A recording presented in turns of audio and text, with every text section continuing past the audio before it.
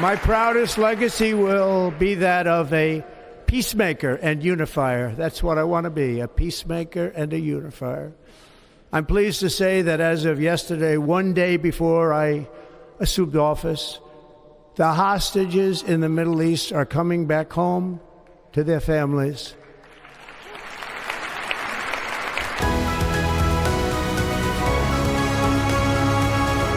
Well, I'm standing amongst some pro-Trump folks who were not able to get into the Capital One Coliseum where Trump was having some of his presentation because it's quite cold here.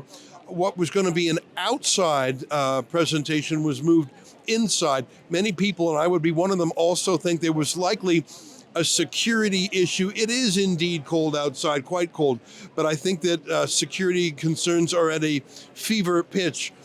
And we're in a new era of drone warfare. I just don't know if that was a feature of things, but don't know if you saw the news from Iran. 2 or 3 senior regime judges were just assassinated. Did you see those headlines? The reason I mention that is you never know if Iran would try and get vengeance on Israel. Trump is going to move very quickly, and his choice of a cabinet shows he's not messing around this time. He's had a long time to think about the errors of his first term, and I think many of them have to do with personnel. He hired people in his sanctum sanctorum, in his inner circle, who were actively working against him. I should mention that Joe Biden, in his final 2 days as president, in fact, in one case, just minutes before the handover today, Biden pardoned anyone who had undone Trump, from Anthony Fauci to General Mark Milley to today pardoning his entire family, Joe Biden's brother and extended family. The entire Biden crime family got a Biden pardon today. And it's very interesting because Trump, I think, is proceeding on a different tack. I think that you're going to see more action from this presidency, perhaps since any president since Reagan, even more than Reagan. I'd say I'd have to go back to the Second World War to see a presidential administration that's more action-oriented than this one. Donald Trump is in his late 70s. This is his last term. He has a lot of work to do, some of it grandiose. He's thinking now of his legacy. Keeping promises, yes, but also doing things that presidents haven't thought of in a long time. I think he was joking about turning Canada into the 51st state, but I don't think he's joking about retaking the Panama Canal. And I don't think he's joking about turning Greenland into a U.S. protectorate either. You're going to see an amazing Trump presidency. Some people will love it, some people will hate it, but everyone will be riveted by it. The question that I'm asking is, what will the changes be for Canada? We've been talking a lot about the trade war and the tariffs, but will the cultural change that Trump is bringing to America spill over to us too? Let me give you an example. One of Trump's many orders today was to immediately stop the shenanigans about 53 genders. According to the executive orders Trump issued today, there will only be male and female in the U.S. government from now on. There were other steps taken against trans extremism. Will that reverberate in our country too? Things have gone totally crazy in Canada on the trans agenda. I think it's going to have an effect on Canada. Let me give you one small example. Canadian sports teams sometimes go to the U.S. for tournaments. Well, if there is a trans player, if there is a biological male playing on a women's sports team, that will not work in a tournament in the United States. So that's a tiny way that already Trump's agenda will affect us in Canada. Of course, the economics are a big deal too.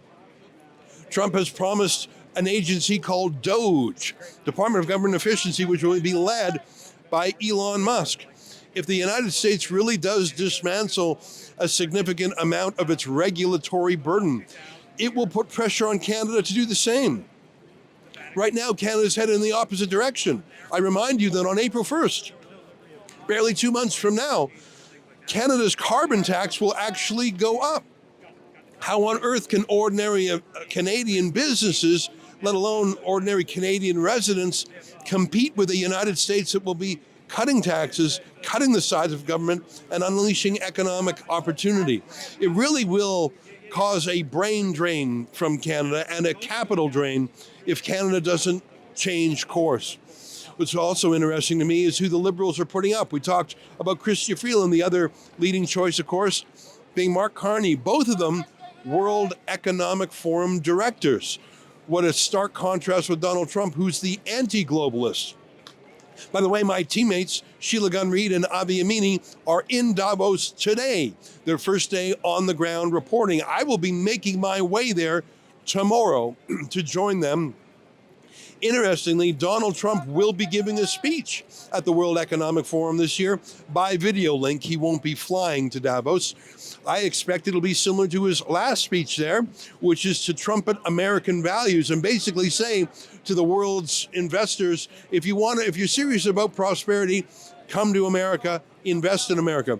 One last point about that. Mark Carney is the champion not just of carbon taxes, but of what's called ESG, environmental, social, and governance. That's basically the corporate version of DEI, diversity, equity, and inclusion. His whole career, including when he was at the Bank of England, was about promoting carbon taxes and turning corporations into socialist errand boys. But in recent weeks and months, that has fallen out of favor, largely because Trump's back.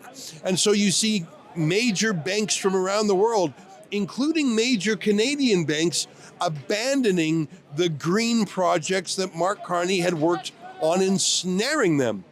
So as the world pendulum swings back towards freedom and prosperity, as the pragmatists in the world like Mark Zuckerberg suck up to Trump by rediscovering a belief in freedom of speech, those same pressures will be doubly so in Canada. If you're the leader of a high-tech company, if you're the leader of a prosperous company in Canada, and you see America getting more and more free and more friendly to business, while Canada continues to raise taxes and go down the woke path, you're going to be faced with a choice pretty soon to move or to perish. I think, for example, of the enormously successful high-tech company called Shopify, which is basically the sales page of tens of thousands of businesses around the world. They use Shopify for their website stores, their online stores. The leaders of Shopify have been outspoken in defense of freedom and smaller taxes. It'll be fascinating to see if they can hold on and make a go of it in Canada, or if they will do what so many Canadian companies do and just move to the States. I've enjoyed my visit here in Washington. I was delighted to have the honor of interviewing Danielle Smith, who I think has become a real leader on a national stage. I think she did what was in the interest of all Canadians, not just Albertans. And that compares favorably to the internecine warfare preferred by other premiers. Canada's out of the woods for now on tariffs, but I don't know if that'll be the case for long. Anyways, that's my report from here on the chilly streets of Washington, D.C. I've been invited to an inaugural dinner tonight with two different companies co-sponsoring it. One of them is Rumble.com. You may know them as the free speech alternative to YouTube, and that's our favorite place to publish videos at Rebel News. So I was delighted to receive an invitation from Rumble to attend their event, and it's co-sponsored, incredibly, by Trump's Truth Social platform. So who knows if we'll have a visit by Donald Trump Jr. or maybe President Trump himself. I don't know. There's a lot of these inaugural events. I thought it would be worth my time to go in case there was, I don't know. I really don't know what to expect. I've never been to an inaugural ball before. And even just to meet the leaders of these free speech-oriented social media platforms, I think is going to be amazing. Then right on the plane for me to join my colleagues in Davos. There's so much going on with Rebel News right now. Alexa Lavoie in Quebec covering Trudeau's final MP caucus retreat. David Menzies, of course, doing amazing work in Ontario We've been covering the Trump inauguration in D.C. and Sheila and Avi at the World Economic Forum. That's Rebel News for you. And the reason we go to these places is not just that they're interesting, but that they affect our life at home back in Canada. What happened here today in Washington will have a profound effect on us back home. And that makes it even more shocking that Justin Trudeau, Dominic LeBlanc, Melanie Joly, the entire federal government, and 9 out of 10 premiers refused to come here in some sort of petty boycott. The fact that Justin Trudeau is putting his own vendetta and feud above the national interest is just reason 101 why he's got to go. Oh, hi, it's Ezra Levant here in Toronto with an important message because we need your help. Independent journalism in Canada is under attack. Government censors, big tech deplatformers, and the dying legacy media are all working together to maintain exclusive control on the information you receive. They don't want you to hear other voices like ours, and they really don't want you to be informed and to think for yourself. That's why the work we do here at Rebel News is so important. Our on-the-ground reporting, independent news shows, and special content you won't find anywhere else.